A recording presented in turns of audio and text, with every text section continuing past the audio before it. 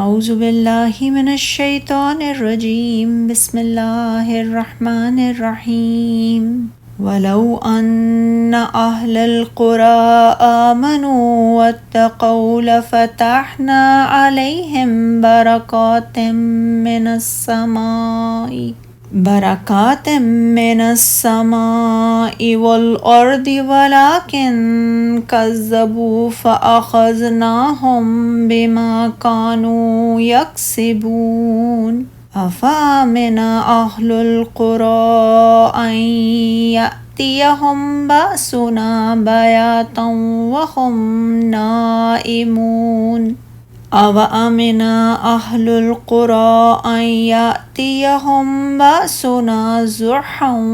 وَهُمْ يَلْعَبُونَ أَفَأَمِنُوا مَكْرَ اللَّهِ فَلَا يَأْمَنُ مَكْرَ اللَّهِ إِلَّا الْقَوْمُ الْخَاسِرُونَ۔ اور اگر ان بستیوں والے ایمان لے آتے اور پرہیزگاری اختیار کرتے تو ہم ان پر آسمان اور زمین کی برکتوں کے دروازے کھول دیتے، لیکن انہوں نے دین حق کو جھٹلایا تو ہم نے انہیں ان کے برے عملوں کے باعث پکڑ لیا جو وہ کرتے رہے تھے۔ کیا پھر بستیوں والے اس بات سے بے خوف ہو گئے ہیں کہ ان پر ہمارا عذاب رات کو آ جائے اور وہ سوئے ہوئے ہوں،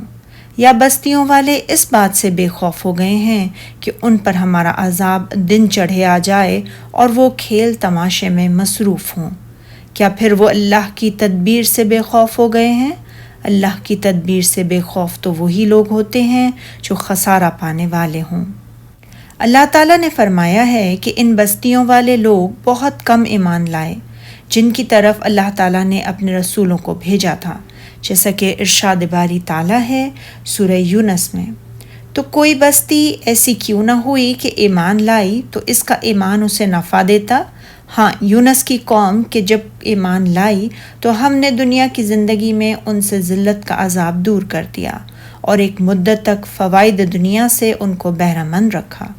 یعنی قوم یونس کے سوا اور کوئی بستی ایسی نہیں جس کے سارے باشندے ایمان لے آئے ہوں۔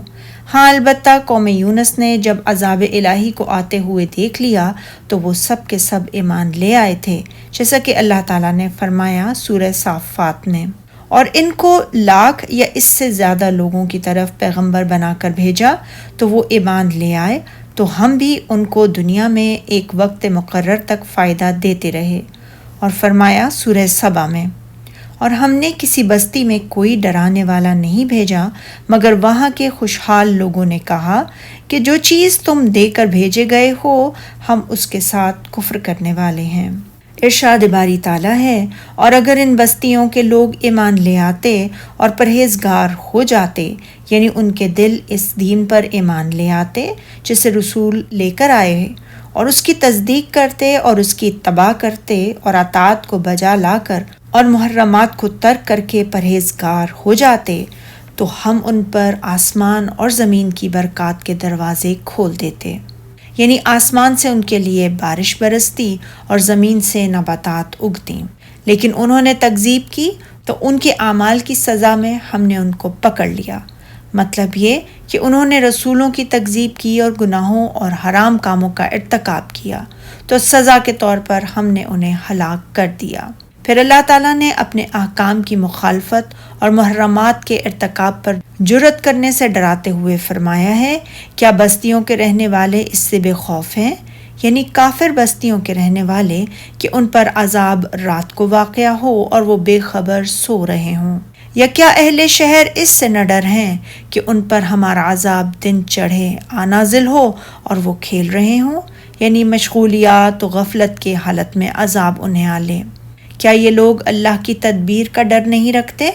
یعنی کیا یہ لوگ اللہ کے عذاب، اس کی سزا، اس کی قدرت اور اپنی مدہوشی و غفلت کی حالت میں اس کی گرفت سے نہیں ڈرتے؟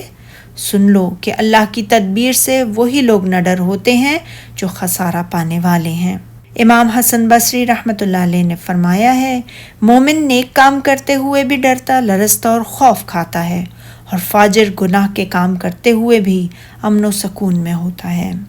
سبحانک اللہم و بحمدک اشہد ان لا الہ الا انت استغفرک و اتوب الیک۔